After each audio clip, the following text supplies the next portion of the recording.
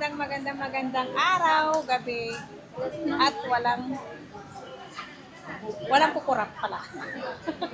Ayan. Mag-update tayo ng Pro Max. Ihalo ko na lang ang ating iPhone. Ito para yung ating boxing. Oo nga, nakapag-box. Mag-gym sana ako, kaso lang, na-cancel kasi dumating mga customer ko, suki ko. Ayan. Ang previous natin, meron tayong sabay-sabay kasi yung mga suki. Ayan, charger, basic touch, tempered, and then dalawang case po. Ang basic package natin. At kung gusto nyo naman ng ano tawag nito? Ng iWatch na Ultra. Kung gusto nyo, option nyo lang to. Kung gusto nyo, mag-add lang kayo ng 500. Ayan. Ayan, ito ang ating, ito na. Meron tayong natural daw. Natural desert. 100%. Hanggang January, February pa ang warranty nito. February, next year pa ang warranty nito. 100% ang battery health. Ibigay ko lang to ng 56,000 at meron akong natural nito na 90% ang battery, 54,000 lang. Yun ang 16. Ayan. At meron tayong iPhone 16 Plus. Ito, under warranty pa to. Hanggang April pa ang warranty nito. Ayan. 2026, April pa ang warranty nito.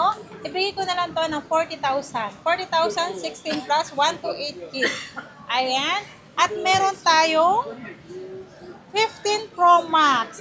Marami tayong 15 Pro Max, pero nasa taas pa kasi. Ang binili kasi lahat ng binili ng customer ko kanina. Ang 15 plus natin, 15 plus daw. 15 Pro Max natin ay 44 na lang. 44,000 na lang. Ay open line, 44,000 at meron tayong Smart Tag, 42,000. Ayan. And then, ito pala, sorry.